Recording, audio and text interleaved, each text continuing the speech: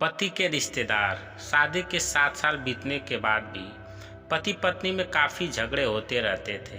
झगड़ों की वजह तो अलग अलग होती थी, लेकिन उनमें सबसे मुख्य वजह यह थी कि पति और पत्नी के विचार कभी आपस में नहीं मिलते थे।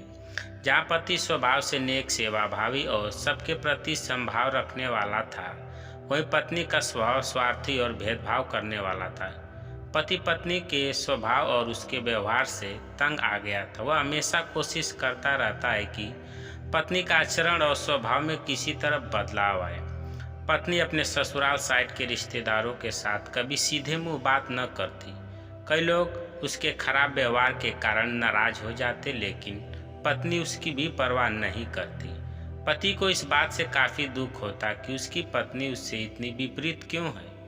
परेशान हो चुके पति ने अब खुद ही परिस्थिति को सुधारने का मन बनाया और एक प्लान बनाया। अगले दिन पति ने पत्नी से कहा, सुनो कम्मो, मैं सोच रहा था कि मम्मी पापा, मम्मी बहन भाई और उनके बच्चों को घर पर इनवाइट कर लेता हूँ। काफ़ी समय हो गया उनसे मिले हुए, इसी बहाने उनसे मिल भी लेंगे और उनके साथ थोड़ा समय बिताने के लिए भी मिल जाएगा। तुम क्या कहती हो? पत्नी के चेहरे से साफ दिख रहा था कि ये आइडिया पसंद नहीं आया, लेकिन उसने पति का मन रखने के लिए बेमन से हाँ कह दिया। पति खुश हो गया और पत्नी को अगले दिन अच्छा खाना बनाने के लिए बोलकर सभी को फ़ोन करके बड़े प्यार से अपने घर आने के लिए न्योता देने लगा। जब पति फ़ोन पर बिजी था तो पत्नी सोच रही थी कि यह आदमी भी न अपने फालतू के कामों से बाज नहीं आएगा। क्या ज़रूरत है सबको घर पर बुलाने की? सब मेरे घर आएंगे और राजाओं की तरह आर्डर करेंगे और मैं दासी की तरह उनकी सेवा करूंगी। नहीं नहीं, मैं ऐसा नहीं होने दूंगी। अच्छा खाना तो क्या, मैंने सादा खाना भी नसीब नहीं होने दूंगी। देखती हूँ कितनी देर टिकते हैं ये लोग मेरे घर। अगले दिन सुबह पति काफ़ी खुश था। जब सिर्फ 2 ही घंटे बचे थे सभी मेहमानों का आने के लिए, पति ने अपनी पत्नी से पूछा, अच्छा बताओ तो सही, आज सबको खाने में क्या स्पेशल खिलाने वाली हो? पत्नी मुंह बनाते हुए बोली, स्पेशल खाना क्यों? तुम्हारे माँ बाप भाई बहन कोई मेहमान थोड़ी हैं, उनके लिए कोई स्पेशल खाना नहीं बनाया है मैंने।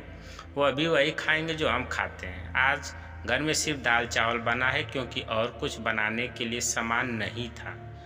पत्नी के बात सुनकर पति गुस्सा हो गया और बोला, तुम कभी नहीं सुधरोगी।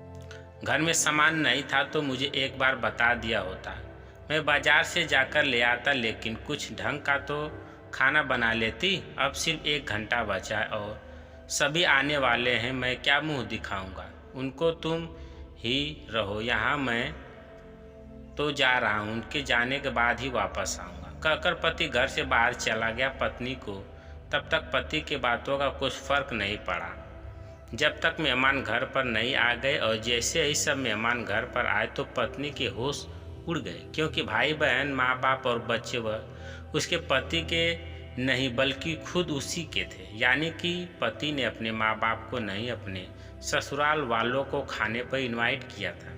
पत्नी अब काफ़ी परेशान हो गई, क्योंकि अपने ससुराल वालों को परेशान करने के लिए न सिर्फ उसने सादा खाना बनाया था, बल्कि खाने में ज़्यादा नमक और मिर्च भी डालकर रखा था। अपने मायको वालों को सामने देखकर पत्नी हाथ मलने लगी। थोड़ा सोचने के बाद पत्नी ने अपने पति को फ़ोन मिलाया और कहा, तुमने मुझे पहले क्यों नहीं बताया कि मेरे मम्मी पापा और भाई बहन आने वाले हैं? तुम पहले बता देते तो मैं अच्छा खाना उनके लिए बनाती। पति ने कहा, मैंने वही बताया जो मैं मानता हूँ। मैंने कभी तुम्हारे परिवार वालों को पराया नहीं समझा और तुमने कभी मेरे परिवार वालों को अपना नहीं माना। और मैं जानता हूँ कि तुमने यह सोचकर कि मेरे मम्मी पापा और भाई बहन आने वाले हैं, जानबूझकर घटिया खाना बनाया। अब तुमने जो किया है उसे तुम खुद ही भुगतो। मुझे पता है तुमने मुझे इसलिए फ़ोन किया होगा ताकि बाहर से खाना मंगवा सको, लेकिन मैं ऐसा नहीं करूँगा, ताकि तुम्हें तुम्हारे किए की सज़ा मिल सके। इतना कहकर पति ने फ़ोन कट कर दिया। न चाहते हुए भी पत्नी को अपने मायके वालों को वही खाना खिलाना पड़ा। उसके रिश्तेदार ज़्यादा मिर्च और नमक वाला खाना भी ऐसे सोचकर खा गए कि बेटी से गलती हो गई होगी, लेकिन बाद में जब दामाद ने सारी बात उन्हें बताई तब उन्हें बहुत शर्मिंदगी हुई और अभी उसके बुरा बर्ताव के लिए उसे डांटकर उससे नाराज होकर चले गए। दोस्तों, अच्छे रिश्ते बनाए जाते हैं। प्यार और अच्छे व्यवहार से सिर्फ खून के रिश्ते अच्छे नहीं होते। दोस्तों, कहानी कैसी लगी कमेंट करके अवश्य बताइएगा। अगर आप चैनल पर नए हैं तो चैनल को सब्सक्राइब करें। वीडियो को देखने के लिए धन्यवाद।